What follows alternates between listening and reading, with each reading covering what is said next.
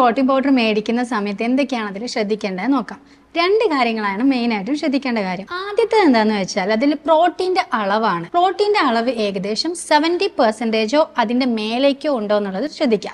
എന്ന് വെച്ചാൽ ഒരു 100 ഗ്രാം ആണ് പൗഡർ ഉള്ളതെങ്കിൽ 70 ഗ്രാം അല്ലെങ്കിൽ അതിന് മേലേക്ക് പ്രോട്ടീൻ നിർബന്ധമായിട്ടും ഉണ്ടായിരിക്കാം. സോ നമുക്ക് ആ ഒരു പ്രോട്ടീൻ്റെ പാക്കറ്റിനകത്ത് തന്നെ നമുക്ക് ലേബൽ ചെയ്തിട്ടുണ്ടാകും എത്ര പെർസെൻറ്റേജ് ആണ് ഈ പ്രോട്ടീൻ അടങ്ങിയിട്ടുള്ളത് എന്നുള്ളത്. രണ്ടാമത്തെ എന്ന് പറയുന്നത് ല്യൂസിൻ്റെ അളവാണ്.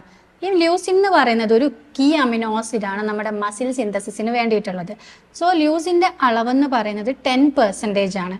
എന്ന് വെച്ചാൽ 70% പ്രോട്ടീൻ ഉണ്ടെങ്കിൽ ആ 70%ന്റെ 10% ല്യൂസിന്റെ അളവ് ഉണ്ടായിരിക്കണം. അതായത് 70 ഗ്രാം ടോട്ടൽ പ്രോട്ടീൻ ഉണ്ടെങ്കിൽ 7 ഗ്രാം എങ്കിലും ല്യൂസിന്റെ അളവ് ഉണ്ടായിരിക്കണം. അതേപോലെ തന്നെ പാക്കറ്റിൽ ലേബൽ ചെയ്തിട്ടുണ്ടോ നോക്കേണ്ട മറ്റൊരു കാര്യമാണ് അതിലടങ്ങിയിട്ടുള്ള മറ്റ് അമിനോ ആസിഡുകളുടെയൊക്കെ പെർസെൻറ്റേജ്. ല്യൂസിൻ പോലെ തന്നെ ആർജിനിൻ, മെഥിയോണൈൻ, ട്രിപ്റ്റോഫാൻ, വാലിൻ തുടങ്ങിയിട്ടുള്ള അമിനോ ആസിഡുകളൊക്കെ കറക്റ്റ് ആയിട്ട് മെൻഷൻ ചെയ്തിട്ടുണ്ടോ എന്നുള്ളത്. യൂസ് ചെയ്യുന്നത് വേ പ്രോട്ടീൻ ആണെങ്കിൽ പെട്ടെന്ന് അബ്സോർബ് ചെയ്യാൻ വേണ്ടിയിട്ടും മസിൽ റിക്കവറി ഫാസ്റ്റ് ആക്കാൻ വേണ്ടിയിട്ടും ഹെൽപ്പ് ചെയ്യും. സോ നമ്മളൊരു പ്രോട്ടീൻ പൗഡർ മേടിക്കുന്ന സമയത്ത് ഇത്രയും കാര്യങ്ങൾ ഉണ്ടോ എന്നുള്ളത്, ലേബൽ ചെയ്തിട്ടുണ്ടോ എന്നുള്ളത് പ്രത്യേകിച്ച് ശ്രദ്ധിക്കേണ്ട കാര്യമാണ്.